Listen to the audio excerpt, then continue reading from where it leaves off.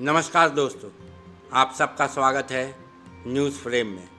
मैं हूं कुणाल सिंह। जाति जो कि कभी नहीं जाती, ये धारणा बिल्कुल सच होती हुई नज़र आ रही है। केंद्र सरकार ने जाति जनगणना कराने का फैसला ले लिया। पहली नज़र में माना गया कि केंद्र सरकार और बीजेपी विपक्ष के एजेंडे के सामने झुक गई, लेकिन नज़दीक से देखें तो बीजेपी को शुरू से पता था कि जाति जनगणना की मांग को खारिज करना कभी आसान नहीं होगा। क्या जाति है तुम्हारी? ये सवाल बिहार और उत्तर प्रदेश में सबसे ज़्यादा चलता है।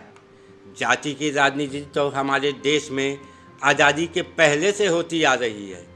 देश का ऐसा कोई राजनीतिक दल नहीं होगा जो जाति की राजनीति नहीं करता हो।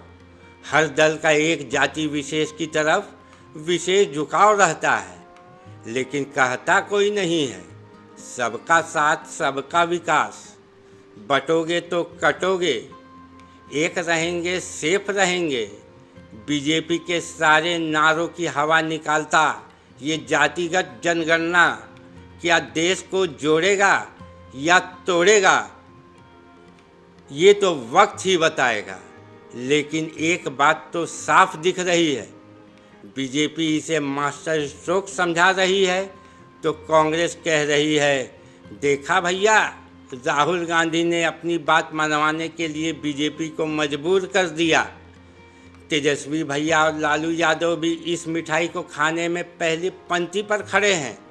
वही समाजवादी पार्टी के मुखिया अखिलेश भैया भी कह रहे हैं कि जाति जनगणना हमारी मांग थी तो हमने हासिल कर ली। इस रेस में कोई पीछे नहीं रहना चाहता, रहे भी क्यों, आखिरकार जाति है, ऐसे ही नहीं है जो कभी नहीं जाती है। जेडीयू ने तो 1990 का नीतीश कुमार का वीडियो ही सोशल मीडिया पर डाल दिया और कह रहे हैं कि नीतीश बाबू का जाति विकास मॉडल पूरे देश का विकास मॉडल बन गया। झारखंड में जेएमएम भी इसके समर्थन में उतर गई। अब मेवा बटेगा तो सब खाएंगे ही भैया। लेकिन सोचिए, जब देश पहलगाम के आतंकियों से बदला लेना चाह रहा है, जब मोदी जी के मीटिंग के वीडियो मीडिया और सोशल मीडिया पर वायरल हो रहे हैं, ऐसे समय में जाति जनगणना का फैसला क्या वक्त की डिमांड है या हेडलाइन चेंज करने का पैतरा? बीजेपी के सोशल मीडिया वॉरियर्स इस बात को मनवाने में लगे हैं कि कल तक जो जाति समाज में जहर घोल रही थी, वो आज अमृत के रूप में सामने आई है। भारत सरकार के मंत्री नितिन गडकरी ने तो सबके सामने कहा, जो करेगा जाति की बात उसे मारूंगा लात। लेकिन अब वो लात किसे पड़ी, खैर जाने दीजिए, हमें उनसे क्या। बीजेपी इस बात पर खुश है कि उन्होंने राहुल गांधी के मुद्दे को समाप्त कर दिया, तो कांग्रेस इस बात पे खुश है कि उसने नरेंद्र मोदी को झुकने पे मजबूर कर दिया। जाति जो कि हमारे रगों में खून की तरह दौड़ती है, उसे राजनीतिक दल अपने रंग में रंग कर चुनावी मैदान में उतरती है। जो जाति महाराष्ट्र और दिल्ली के चुनाव में बांटने और काटने का काम करती थी, वो इस साल बिहार में और 2027 में यूपी चुनाव में जोड़ने का काम करेगी। जाति जनगणना कांग्रेस या दूसरे विपक्षी दलों के लिए भी आसान नहीं होने वाला है भैया। यादव दलित और ओबीसी की राजनीति करने वाले ये दल किस जाति को लुभाने का काम करेंगे, ये आंकड़े आने के बाद बेहद मुश्किल होने वाले हैं। यादव समाजवादी और आरजेडी के पास है, मुस्लिम कांग्रेस के साथ है, ओबीसी मायावती और पासवान के पास है, अगड़ी जाति बीजेपी के साथ है। लेकिन जाति जनगणना के बाद इन दलों को डेमोग्राफी के हिसाब से अपनी रणनीति बनानी होगी, जो कि आसान नहीं होगा। खैर, ये तो हमारे नेताओं को तय करना है। हम आगे बढ़ते हैं और बात करते हैं जाति आखिरकार क्यों नहीं जाती। केंद्र सरकार जाति जनगणना कराती है और इसके आंकड़े अगर जारी करती है तो स्वतंत्र भारत के इतिहास में पहली बार जाति जनगणना के आंकड़े सामने आएंगे।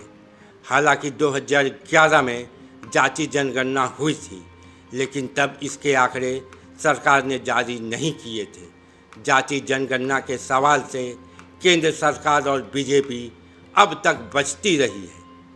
संघ और बीजेपी को लगता था कि इस मुद्दे से उनका हिंदुत्व का एजेंडा पीछे रह सकता है।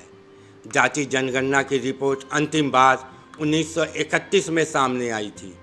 उसके बाद इससे जुड़ी कोई रिपोर्ट सामने नहीं आई है।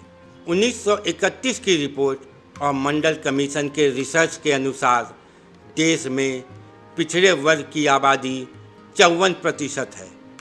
अब ऐसी संभावनाएं व्यक्त की जा रही हैं कि जातिगत जनगणना में यह आंकड़ा कहीं ऊपर भी जा सकता है।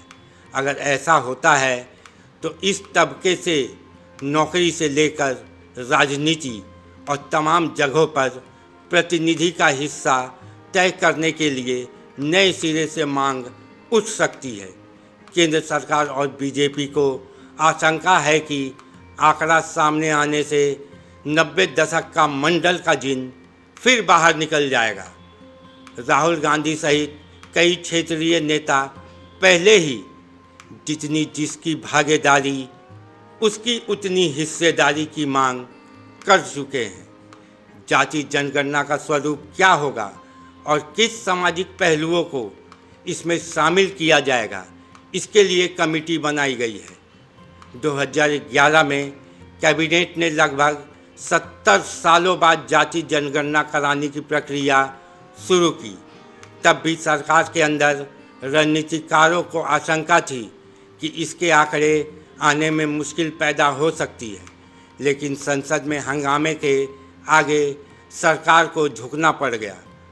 लेकिन इसके आंकड़े 2014 के बाद सामने आए और नरेंद्र मोदी की अगुवाई में एनडीए सरकार ने इस तर्क के साथ इसके आंकड़ों को सार्वजनिक नहीं किया कि ये अपूर्ण और अधूरे हैं।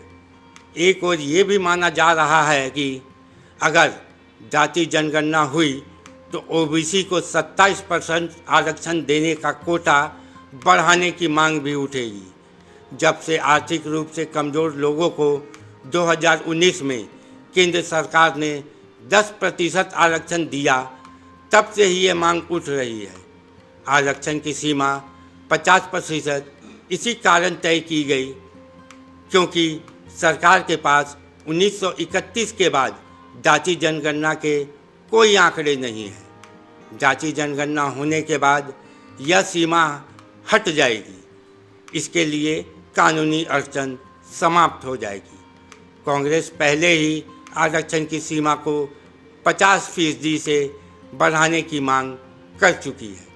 दरअसल विपक्ष को लगता है कि बीजेपी के हिंदुत्व की राजनीति का काउंटर जाति की राजनीति है। ऐसे में बीजेपी ने फिलहाल मंडल और कमंडल दोनों की राजनीति का कंट्रोल अपने पाले में रखने की जरूर मंशा दिखाई है, लेकिन पूर्व का इतिहास देखे तो इसमें संतुलन बनाना कतई आसान नहीं होगा। अंत में बस इतना ही कहना चाहूँगा कि हमारे देश में जाति ऐसी है जो कि कभी नहीं जाती। अभी के लिए बस इतना ही। हमारे वीडियो को लाइक और सब्सक्राइब ज़रूर करें। जय हिंद, जय भारत।